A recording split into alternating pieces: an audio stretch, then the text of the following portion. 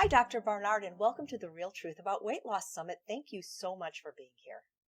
Thank you. I wouldn't miss it. Oh, great. So, Dr. Barnard, we have an obesity epidemic in this country. I'm sure you're aware of that. Why do you think that is, and what can we do about it? In a word, I think it's cheesy, fatty foods that have invaded that just really were never part of human experience in any kind of substantial way until fairly recently, aided and abetted by sodas and sugar and all kinds of other junk that play smaller roles.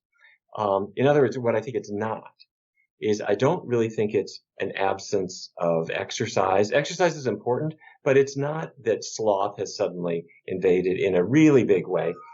It's also not that we've had a bad childhood or any of those kinds of things, or that we're just gluttons. I think it's really foods that have come in a way that is really unprecedented.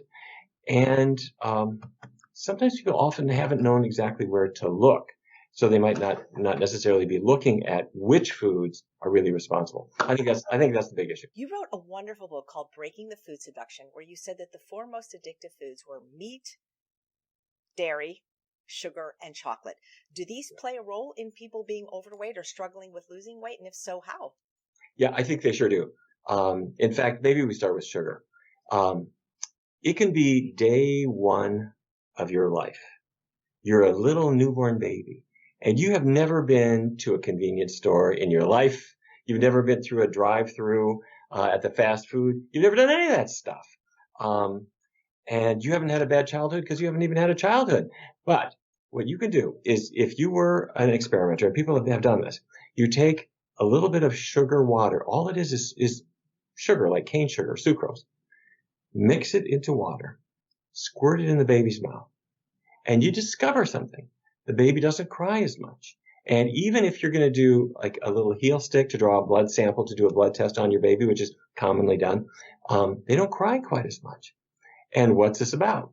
What it's about is that sugar on the tongue triggers the release of opiates in the brain. That in turn triggers the release of dopamine, which is the brain's pleasure chemical. And you can do this on day one of life, meaning that it has nothing to do with some prior experiences. It's in our hardware. The brain is programmed to love sugar. And so when you are older, 18, 28, 38, 48, 58, we are not having sugar water anymore, but we might have a soda, or we might have cookies or other kinds of things. And the sugar itself is not necessarily such a bad actor. A whole teaspoon of sugar has maybe 15 calories. The problem is, well, two problems. One is it dissolves. So you can have a soda that's pretty innocent looking, but it might have 250 calories because of all the invisible sugar that's in there. But I really think the bigger problem with sugar is that it flavors everything up. And so if I have a cookie, the sugar lures me in. But if you look at that cookie recipe, it's got a whole lot of butter or shortening or goo in it that probably has more calories than the sugar. And so the sugar is kind of a Trojan horse that attracts us. And hidden inside that sugar cookie or the cake or the pudding or whatever the sugar led us to are a whole lot of calories. And most of those calories actually come from fatty foods, whether that's a milky fat or cheese or animal fat of some other kind. So anyway, as you mentioned, sugar is one, chocolate is one, cheese is one, meat is another one. But the point I'm making here is that it's not just that we like these foods. These foods affect our brain in a way that is programmed in, and that never would have been a problem if sugar hadn't really been invented in its modern form. We have sweet tastes in apples and strawberries and watermelons and pineapples, but they come with a lot of water and they come with a lot of fiber, and nobody ever ate 16 apples. But when you take sugar cane and you pull the sugar out of it, or take sugar beets and you extract the sugar and you put it into a cookie, and the fiber's gone and the water's gone, and you can eat 16 cookies. And people do every night starting at 8:30 while they're watching TV. So nature never had that in mind. So that's one. But then there are others, and we can talk about cheese, about chocolate, talk about meat too. But that's the idea. Right. So, well, let's talk about chocolate and cheese and meat, because these are problematic foods, and like most Americans are eating the majority of their calories from these foods, not from fruits and vegetables. Sad but true. Chocolate is an interesting one. Chocolate is not just sugar. People think, well, I like sweets, I like chocolate. But if somebody wants chocolate, they want chocolate. They're not satisfied with a box of Domino sugar and a spoon. That's not chocolate. They want chocolate. Chocolate is both sugar and a lot of cocoa butter mixed in. So you get that sugary, fatty mouth feel. But more than that, there are uppers in chocolate. There's a tiny trace of caffeine, as you know, but there's a lot of theobromine.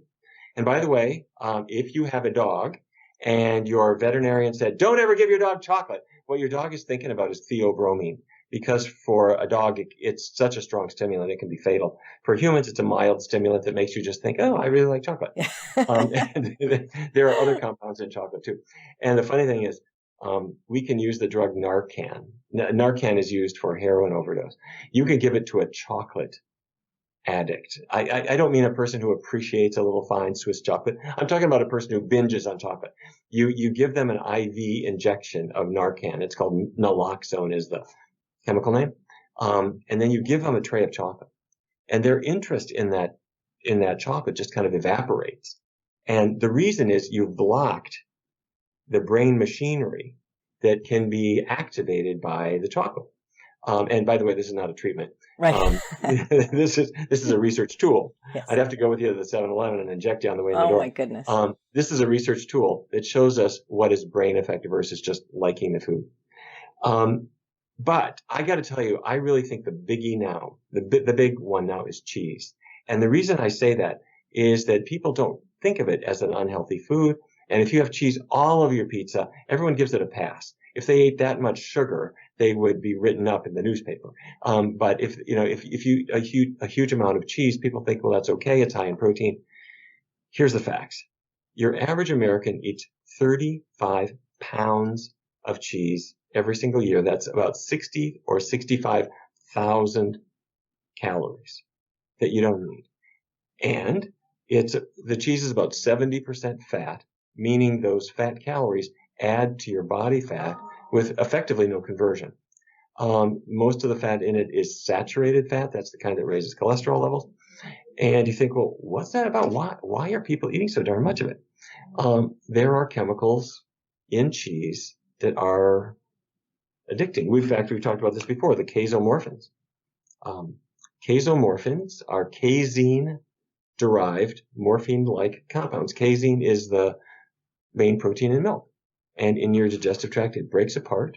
The casein protein breaks apart to release these little peptide chemicals that go to the brain and attach to the very same receptors that heroin attaches to.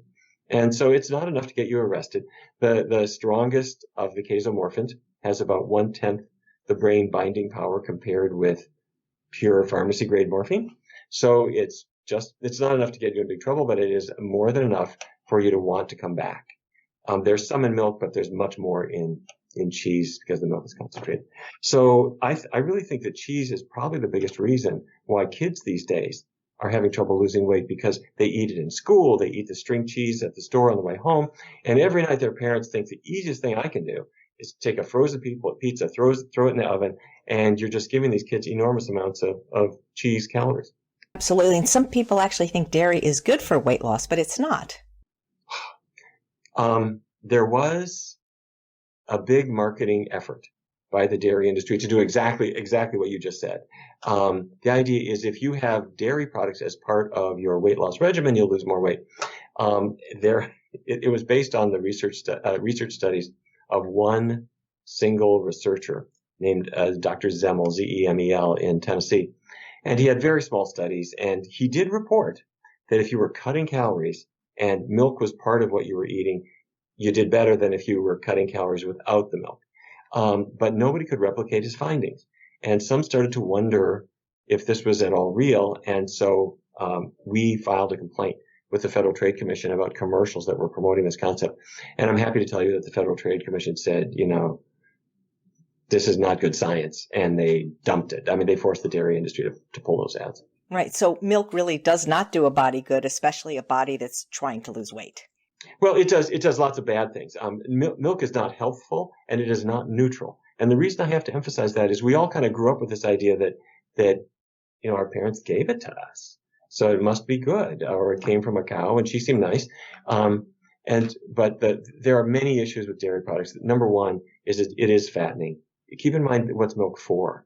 Milk is to fatten a calf, and it has a lot of fat. And when you take the fat out to make skimmed milk, the main nutrient that's left is sugar, lactose sugar that's built into the milk. And for a lot of people, they don't digest that well. And then the other nutrient, the third big nutrient, is dairy protein. But unlike many other proteins, it is very often a trigger for sensitivities. I'm talking about joint pain or migraine or bad skin or all kinds of issues that people have. And I'm not asking people to take this on faith. If you have asthma or rheumatoid arthritis or digestive problems, get away from dairy. Do it for a month or 2 months and just see how you feel. And for many people, it's the most life-changing experience they could ever have. So yeah, so dairy presents all kinds of issues, and when people get away from it, they're better off. I couldn't agree more. So there's a movement today. It's called Health at Every Size, that we should be accepting of people regardless of what they weigh, which I agree. You don't want to ever shame someone or make them feel bad.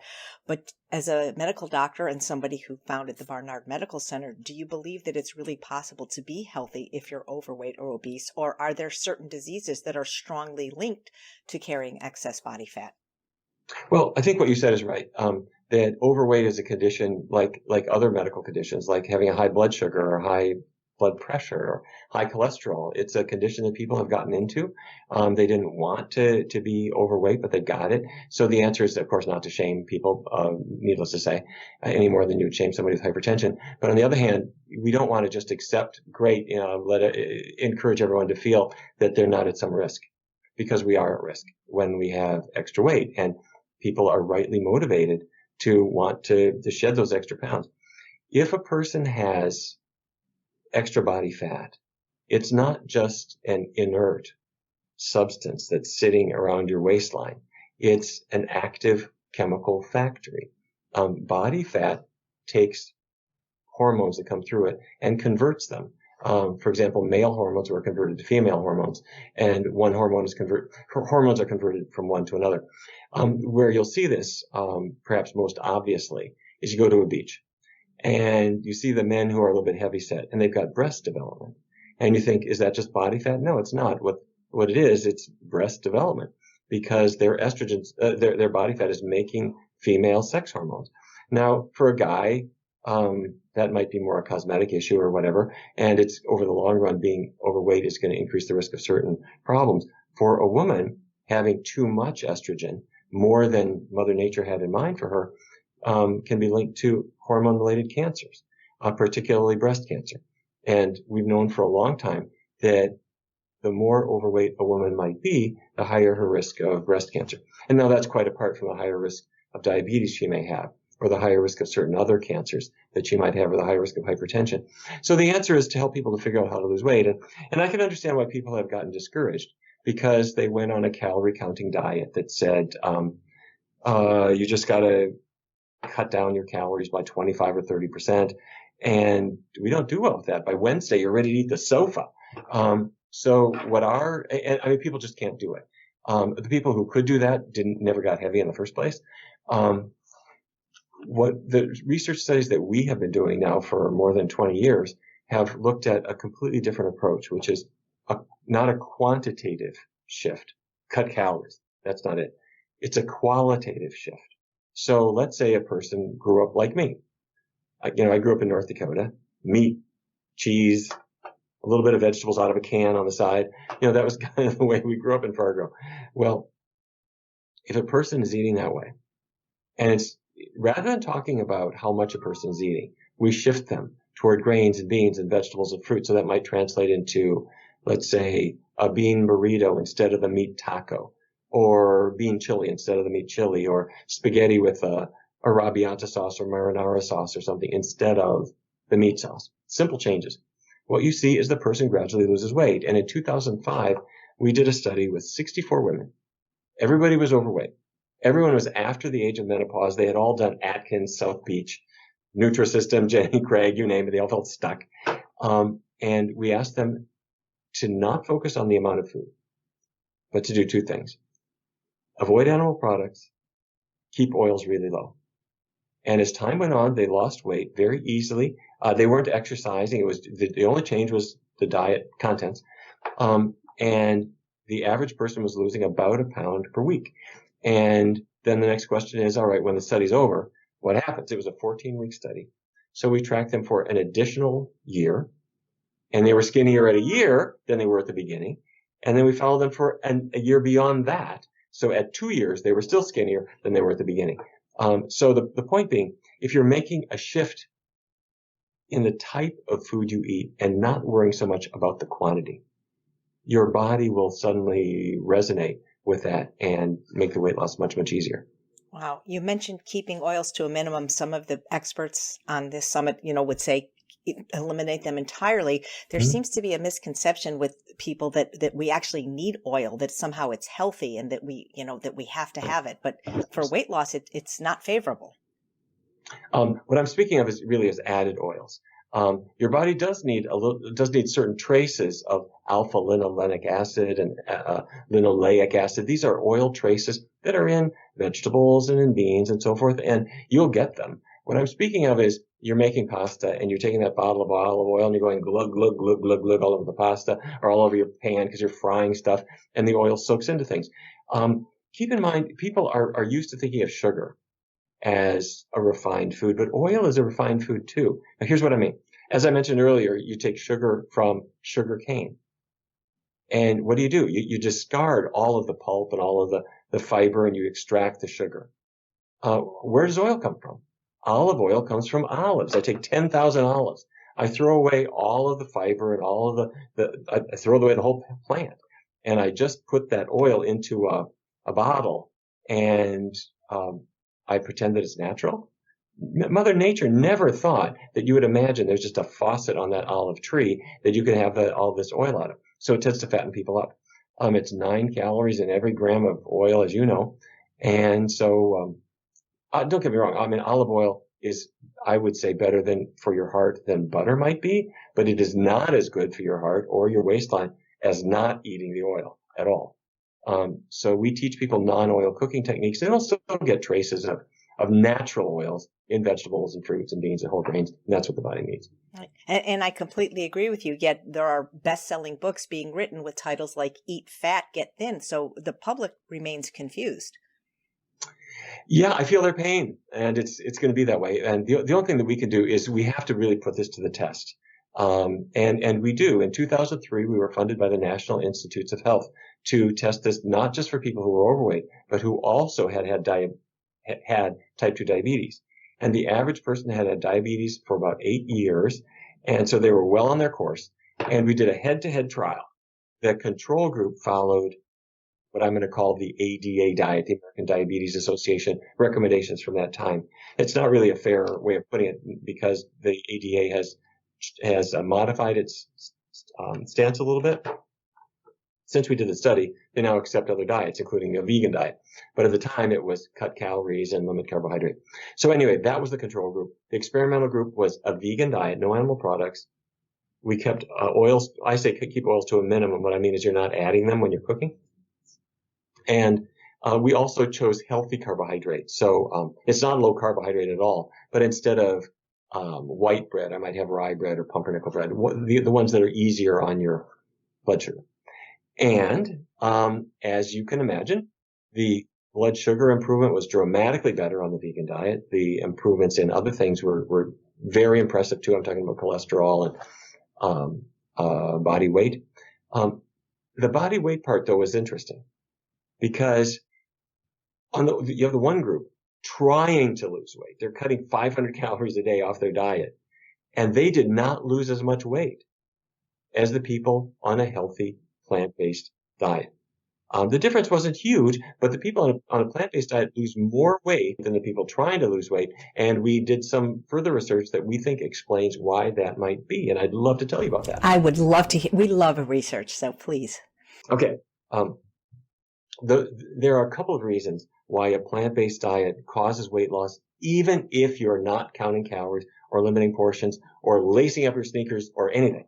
And reason number one is kind of a no-brainer. You're eating plants. You're eating vegetables and fruits and beans and grains. Plants always have fiber. Fiber has effectively no calories. And so every mouthful that you have, it's got a certain amount of fiber to fill you up and to tell your brain, okay, go easy. We're eating a lot here. Stop eating. If you ate cheese or eggs or fish or meat, they're not from plants. They don't have any fiber at all. And every calorie in that fatty salmon goes straight into your body. So that's thing one. Thing two is when you're avoiding all the animal fats and avoiding vegetable oils for the most part, the calorie density just drops. So if you measured how many calories are there in every spoonful of food, it's just fewer calories. So you fill up sooner. Okay. So, thing one is that a vegan diet causes the calories to be kind of diluted so people lose weight. But there's something else. We bring our research participants into our laboratory. They lie down on a table and we put over their face and shoulders a big device this equipment is called indirect calorimetry for scientists who are watching. You feel like you're an astronaut. There's this big plastic thing covering your face and you're breathing in and out. And we are sampling how much oxygen you're taking in and how much carbon dioxide you're putting out. And what we're actually looking at is what's your metabolism? How fast is your body burning calories? Because if you're burning calories fast, you're taking in a lot of oxygen. You're putting out a lot of carbon dioxide. And so I can track that minute by minute by minute. So the patients come in and we explain that we're going to check their metabolism. And they'll say, Dr. Barnard, I don't even want to think about it. My metabolism is through the floor. When I was 16, I could eat anything. But now I've got such a slow metabolism. I even look at food. I just gain weight. So I say, well, fine, let's measure it. And so they lie on the table. We measure their metabolism. And in fact, it typically is quite low. Then we give them breakfast.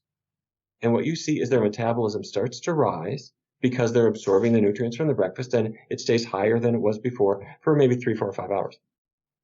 Then everyone starts a vegan diet and they stick to it, a low-fat vegan diet for 14 weeks. Come back, we do the same test again. And what we discover is that their metabolism rises after the meal, but it rises more than it did before. In other words, they're now a furnace burning calories faster than before. And what we have found is that when people go on this diet, a plant-based diet, it tends to rev up their metabolism. Not hugely. It's about a 16% added burn to your after-meal burn.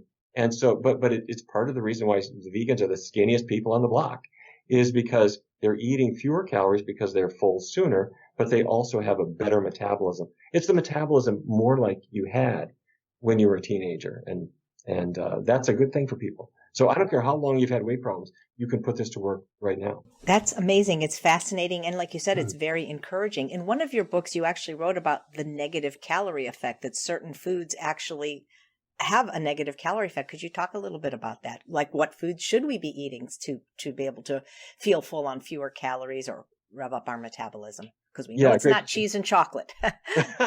Yes, that's right. And by the way, I should say that the idea of the negative calorie effect, it doesn't mean that the foods have no calories or have fewer than 0 calories. That's not the idea. It's a negative calorie effect. That means, let's say I'm going to eat a meal and the meal has 500 calories. The negative calorie effect is simply a calorie subtracting effect that comes from the fact that the foods are high in fiber so that they just make you stop eating, or they increase your metabolism so you're going to burn some of those calories off more than you would have otherwise. And just what you said in your question is exactly right. It's not cheese and chocolate, because what do those foods have? They pack in a lot of fat. And when people do this indirect calorimetry that I mentioned earlier, where you go into the laboratory and you measure their metabolism, things like cheese have almost no effect on the metabolism at all. It's just this big load of fat. It's like Vaseline. It just goes into your body and your body's not revving it up at all. But the foods that are very high in carbohydrate, I'm talking about healthy, complex carbohydrate, sweet potatoes and beans. These kinds of foods, provide the carbohydrate that your body then will use for energy and it will increase your metabolism without being stored as fat unless you massively overdo it, which is a really good feature. So the negative calorie foods are really just the vegetables and fruits and beans and whole grains in their most natural state that you can get. Wow. Yeah. It's interesting because, all these animal products, cheese and chocolate and even oil, like you mentioned, they have no fiber. And this is what Americans are eating most of their calories from is animal products and processed foods. So I'm thinking like, how is anybody going to the bathroom in this country unless they're vegan? Well, yeah, and it gets worse when they go on like a low carb diet. And if they don't really supplement with extra fiber, they're going to have really serious problems.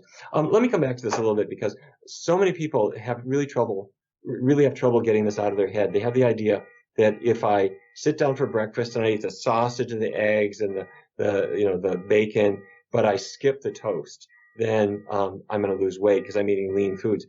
And it's important for people to understand that let's say you ate that toast. Your body takes the carbohydrate out of it, and that carbohydrate will add to your blood sugar and fuel your brain and fuel your muscles, and that's all to the good. If you overdo it with bread, let's say you ate 8 pieces of bread, your body will say, hey, that's more than I really had in mind. It will take that extra carbohydrate and put it in your liver and in your muscles to store it as glycogen. That's not fat. That's spare batteries for the next time you go for a run or play some tennis or go dancing. And you say, no, I'm sure I can gain weight if I eat maybe 3 loaves of bread. Don't try this at home. But if you did, what will happen is your body will first use the carbohydrate for energy. Secondly, it'll store it as glycogen. When your glycogen stores are completely full, your body will say, all right, I'm going to convert the rest of this into fat. But even doing that, about 25% or so of the calories are burned off just trying to turn the carbohydrate molecules into fat molecules. It's a very inefficient process. And for most people, they just fill up before they ever get to that point. So this whole notion that carbs make you fat, it's not that really doesn't work in this system. Where carbs make you fat is if you define carbs as a cookie, and the bread, the sugar, as I mentioned earlier, is just what lures you into all the butter and shortening. And that's the part that your body can very easily add to body fat. Wow. But so many people, they become diabetic and their doctors tell them not to eat carbs, even the healthy, unrefined complex carbs like sweet potatoes. So I know you've done a lot of research in this area. You've wrote a wonderful book called Reversing Diabetes. So how do we impress upon people that, like you said, that carbs don't make them fat, they actually make them lean and healthy if they're eating the right carbs? Yeah. If you look at the epidemiologic evidence, look back at, say, Japan in 1980. They didn't read the low carb book because they were eating a huge amount of rice. I'm talking about people in big cities in Japan, like Tokyo and Osaka, but also in rural areas. Everyone was eating huge amounts of rice, and diabetes was extraordinarily rare in Japan in 1980. What happened around that time? Fast food chains came in. Meat had been used really more as sort of a flavoring before that point for noodles and for rice dishes. And then suddenly it started to be more in the center of the plate, emulating the American meal pattern. And for the first time, milk and dairy products entered Japanese culture. And waistlines started to expand. Diabetes went up almost overnight. Between 1980 and 1990, diabetes went from 1 to 5% of the of the population over 40 to 11 to 12%. Just bingo, very, very, very rapidly. And that's what we're seeing in China now as well. Cancer rates went up too. So the problem is that these fatty foods come in, and that's really what's led to the issue. In our research studies, what we've shown is that when people with type 2 diabetes switch to a diet that is free of animal products, it's high in healthy carbohydrates. Their blood sugars fall often very, very rapidly.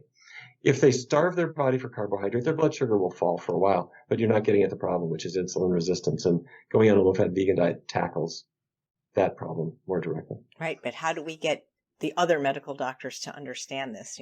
I know you've worked very hard both in the political and educational arenas to try to make this information known, but most people that get diabetes, they don't have the ability to go to the Barnard Medical Center. The things are changing. I have to say, you're right. There's a lot of ignorance out there, and I'm frankly not quite sure why that is.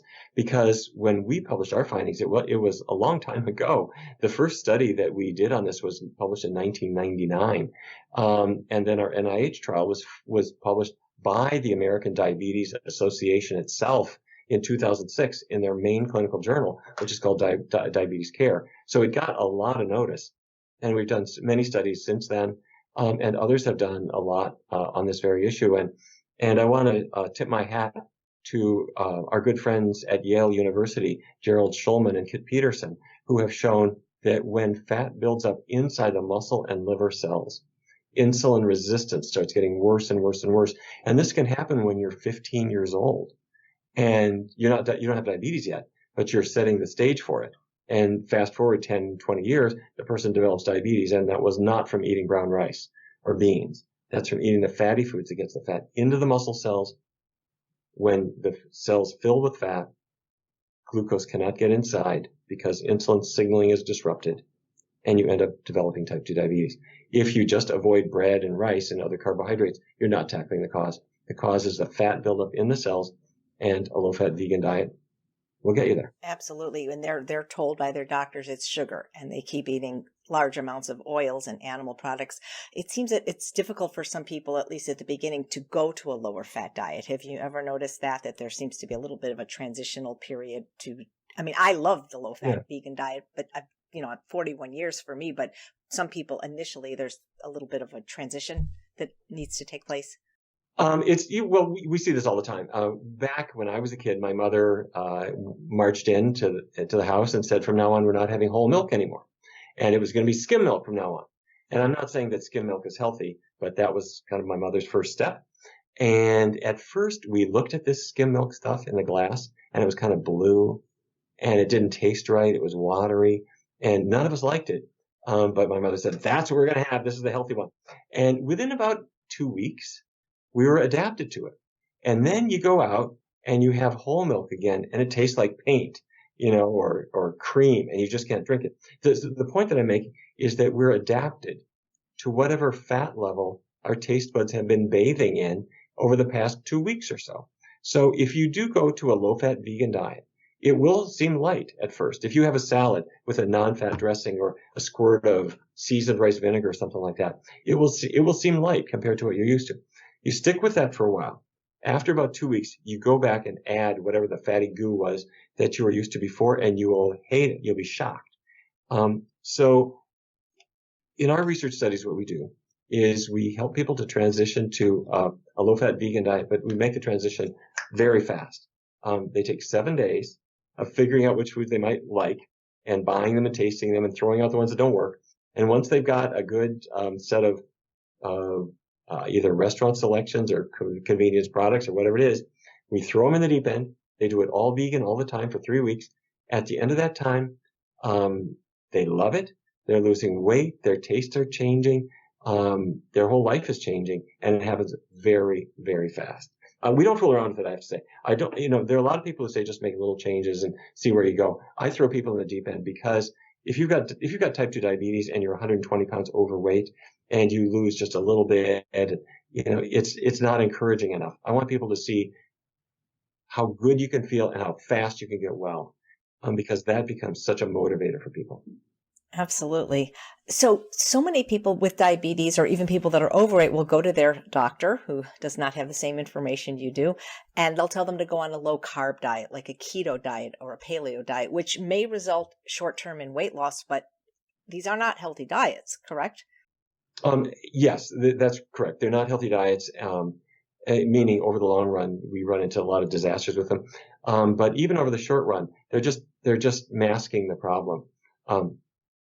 The problem with diabetes, let me be clear, is if we looked into your muscle cells, the cells that make up your muscles, they get fat buildup inside the cell.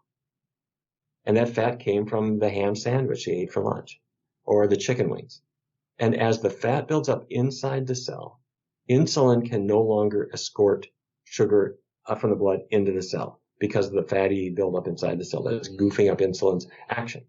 So if I go on a low-carb diet that means there will be less glucose in the blood, and there's not much trying to get into the cell, and your blood sugar will fall for a while. But if I go on a low-fat vegan diet, the fat itself starts to leave the cell, and the insulin resistance starts to go away, and you're tackling the cause of the diabetes. But there are two reasons why we don't recommend well, more than that, but a couple of really big reasons why we don't recommend low carb. The first is just cholesterol levels. Normally, when people lose weight, their cholesterol levels fall. And so a low carb diet is sort of a semi-starvation diet where half the foods that you eat, carbohydrates, are all gone, and now you're going to eat meat or gravy or whatever. And your body's effectively starving for carbs. During that time, your cholesterol level should fall because of the weight loss. But in about 1 in 3 low carb dieters, your cholesterol level goes up, sometimes very, very high. Be a disaster where you see this can be the trigger for cardiovascular events. The second thing is that when you follow these people over the long run, and there have been good studies on this, the people who follow low carb diets die sooner. Their mortality is higher, substantially higher, than people who follow healthy low carbohydrate diets. So we don't recommend it at all. People don't end up in a better spot. It's just not the way to go. And set aside all the other issues. People's digestion is not so good. They get ketone breath. All these problems that a person doesn't want to have. Wow. And even if it were healthy, which we know it isn't, as a chef, it just sounds so unsatisfying just to eat a bunch of fat and meat. I can't imagine, the food we eat is delicious. That's true too. And also, let's face it. When I go back home to Fargo, where I grew up, I get out off the plane and I drive around the town and out on the outskirts. If you drive a little ways out of town, you see these beautiful fields of corn crops and soybean crops. And then you look a little longer and you discover that all the plants are identical. And you realize, as far as the eye can see, you're creating feed crops for cows and chickens and pigs. And all of the pesticides and all the fertilizer and all of the irrigation is just to fatten up livestock. And all the problems that we have environmentally that result from that is just people's appetite for meat. The cruelty to animals, which I was not sensitive to when I grew up, and my dad grew up in the cattle business. So, they're good people, but we had kind of a blind eye to the fact that Americans eat about 1 million animals per hour. The low carbers aren't helping any of that, and they just have to try to put all that out of their mind. And you're not getting anywhere with it. When people go to a plant-based diet, the earth breathes easier, the animals are your friend again. And most importantly, you are modeling healthy eating and your own good health for the people that you know. That might be your family, your children, your friends. You're a really good resource and inspiration for other people who can live in a really healthy way. Right. Yeah. Some of these people are saying, well, it's humane meat or it's grass-fed, as if that's going to be better for our health, the planet, or the animals. Well, it's not. My grandpa grew grass-fed beef was all there was. Right. Back in, and I hate to tell you this, but I drove those cattle to slaughter, in East St. Louis, myself. And, yeah, they were grass-fed animals, but they still could give you a heart attack. Unlike others. Grass-fed beef is not broccoli. Right. It's still a mixture of cholesterol and fat. What they mean is that if you put animals on a feedlot, you can make them even fatter and more unhealthy than they were. But when you're eating an animal carcass, regardless of whether it's corn-fed or grass-fed, it's not part of the right. It's like Dr. Goldhammer says, just because something's a little bit less bad doesn't make it good. So. And with regard to the environmental effects, if you took took just the cows, put all the cows in the United States on one side of the balance, put all the humans on another side, the cows outweigh us. There are close to 100 million of them. Each one is as big as a sofa. And they're belching out methane. That's a greenhouse chemical, and greenhouse gas. And when we watch the hurricanes that are happening, the global climate change that's happening, that's a big driver of it. And it's something that we can change now, today, if we together decide to do that. Yeah. So it sounds to me like what you're saying is that a low-fat vegan diet is not only the most favorable for the planet, the environment, the animals, and our human health, but it's also unparalleled for weight loss. Yeah, that's exactly right. And our studies going back for more than 20 years have shown exactly that. And when we do what are called meta-analyses, where we put every study ever published on a topic together, it is really remarkable that when people follow a healthy plant-based diet, weight loss is absolutely predictable. The more weight you got to lose, the more weight you can target. Do you think that it's also more sustainable doing it with a low-fat vegan diet than some of the other methods like crash diets or some of these other diets that people are doing? That's the huge problem with diets in general. In fact, diet experts will say, any kind of diet works over the short run, but nobody will follow them over the long run. And what they mean is, if I'm trying to starve off your weight, you can do that if you got really good resolve, but you can't stay starving forever. And eventually you're going to rebound and you're going to want to eat more food and you're going to end up heavier than you were before. And every dieter is nodding their head saying, I know exactly what you mean. So we cannot do that. What we have to do is eat the foods that our bodies are designed for. And whether we like it or not, we are not in the family of carnivorous animals like cats and dogs. We are great apes, and great apes don't eat ice cream, and they don't eat Velveeta, and they're not with very few exceptions, they're not eating meat.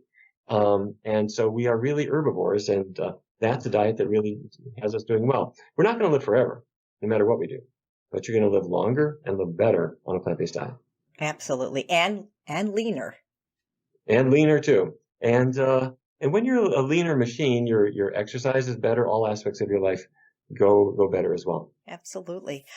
So what's the most inspiring weight loss transformation you've seen in one of your patients, if you wouldn't mind sharing? Well, I mean, we see it all the time. I have to say, and it's not just in my patients. I have about 100 employees here. And the other day we had an event at the Medical Society of the District of Columbia. We were working with them for their annual event. And as I was driving home, I had a staffer who I gave her a lift, and she was telling me about her own journey. She had discovered a plant-based diet before she came to work for us. And she said, I was really, really heavy, and I was kind of surprised to hear this. And she said she had lost 160 pounds with a plant-based diet. And her grandmother said, well, I'm kind of up in years, is it too late for me? And she said, no, Grandma, it's not too late for you. And so her dear grandmother said, I'm in. I'm going to do that too. And so her grandmother did it. So far, she's lost about 40 pounds herself, and she's doing better and better. So it's not just us as doctors giving it to our patients. It is becoming a cultural phenomenon where everybody from celebrities to athletes and of course doctors and patients are making this change. And in the world of athletics, as you know, it started out with runners like Scott Jurek and Brendan Brazier and Rich Roll, who I just love, and because they're doing it for energy. And then Serena Williams and her sister Venus said, I got to do this for an anti-inflammatory effect. And suddenly the tennis players had to do it, like Novak Djokovic, just at the top of the tennis world.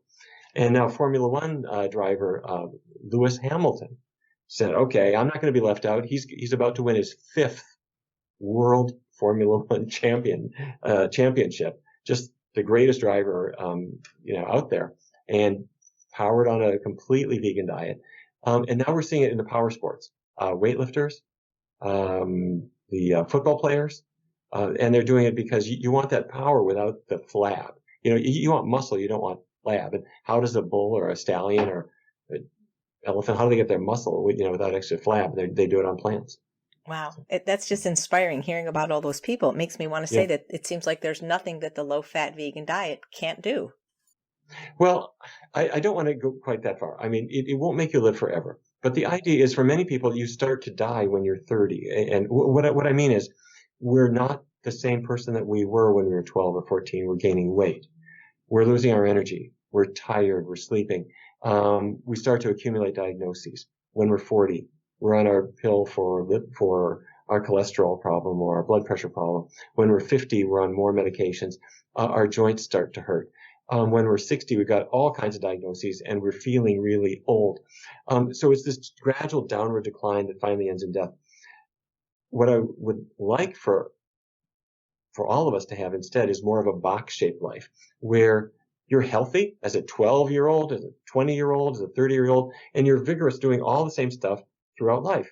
And then for me, I'm going to be killed in the Formula One of Monaco. My car is going to hit the wall, and I'm going to go up in a flaming inferno at age 120, and then life will be over. But you don't want to have this gradual decline. You want to live life and be filled with vigor and have the brain plugged in as well as it possibly can be throughout life. Nothing's perfect. Nothing is perfect, but we want to put the right fuel in our body.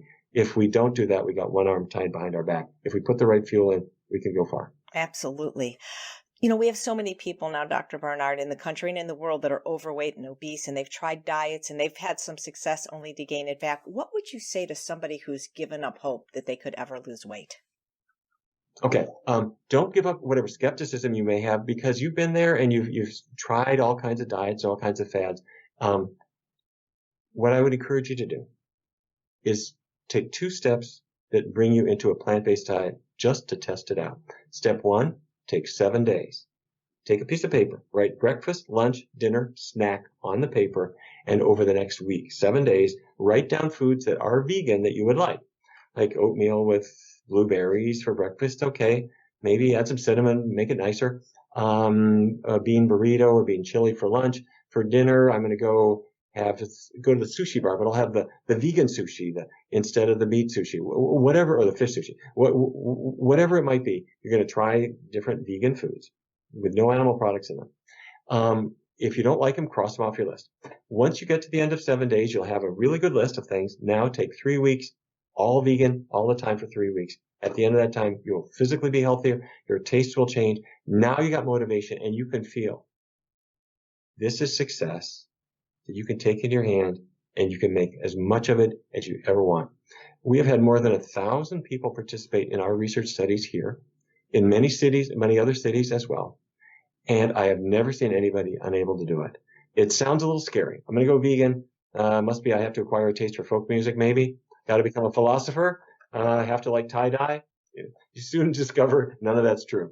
All we're talking about is the fuel that's on your plate, that's going in your body. You're going to love it. You're going to find the recipes that work for you. I have lots of books, as do you and other people who have just wonderful resources that make this the most fun endeavor, most life-changing endeavor you could ever be on.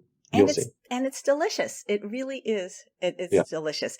So the sustainable part of weight loss, do you have just 1 or 2 tips for people to help them with the permanent sustainable part of weight loss? We know what to do to help them to lose weight, but to get them to maintain it. Okay, well, you're already halfway there because you're not starving. We're not doing this by calorie counting. We're not doing this by saying no to fruit or, something like that. You're saying yes to all of these foods. So you're halfway there. The other thing is, I think it really pays to build your social circle. When a person's trying to quit smoking, it's not so good if they're hanging out with the guys who are lighting up all the time. It's just too tempting. So get the tempting foods out of your house.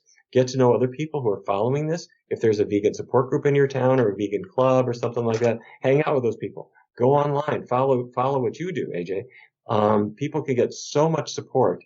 And you will discover there are millions and millions of people doing this in a really fun way.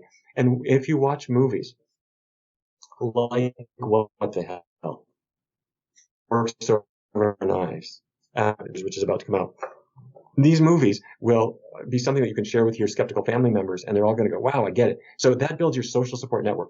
In the event that you happen to ever goof up, don't moralize with yourself. Just brush yourself off, get back on, and you're going to be fine.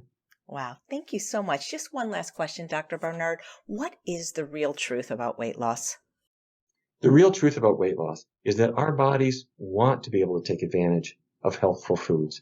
And we just maybe didn't know which ones were which.